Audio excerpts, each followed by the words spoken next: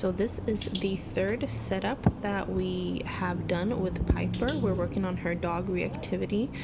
This is the first time we're using a decoy dog, so we're using a stuffed dog, and we're just implementing some of the exercises that we've been doing so far. So we're working on some pattern games and engage, disengage. So what we're doing is we're walking up, so she sees the decoy dog, and then I wait for her to look at it and I click and give her a treat. I make sure that she feels in control over this exercise, so I'm not trying to make her go further closer to the dog. If she stops and looks, I click and treat her for that. And then when she disengages back to me and looks towards me, I click and treat for that as well. And I personally like to toss treats on the ground to get a little bit more of a relaxed body language and encourage some sniffing and all of those things. And I tend to utilize it, especially if I notice that there is starting to get some tension build up during the practice. I do this for maybe 3 to 5 repetitions, and then I move back so she gets out of vision, so she can't see the decoy dog anymore, and then I scatter some treats on the ground to let her decompress, and then I repeat this on a loop so she gets some exposure to seeing the dog, doing the engage disengage, and then we move back so she doesn't have any visual view of the decoy dog anymore, and she gets a food scatter. Let's go. Nice job, sweetheart.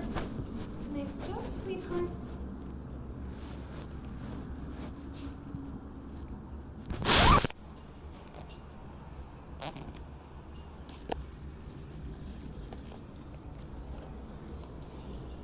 Okay. Yeah. And so I might encourage her once in a while to take 1 or 2 steps closer just to kind of see if she's comfortable with it, since the goal of this exercise is to be able to move a little bit closer and for her to be curious to move closer.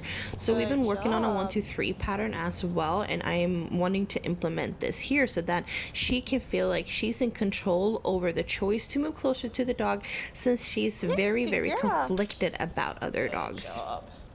So usually what happens is that she starts to react at the sight of the dog no matter the distance because of that extreme conflict. So if we can get her to feel like she's in a little bit more of control of this exercise and that she is the one making the decisions to move closer or move away, then counter conditioning and desensitization becomes easier. So here I'm doing the 1, 2, 3 pattern game. So notice I count to 1, 2, 3, and on the 3 I click and give her a treat. And if she looks back to me, we do it again and we move closer.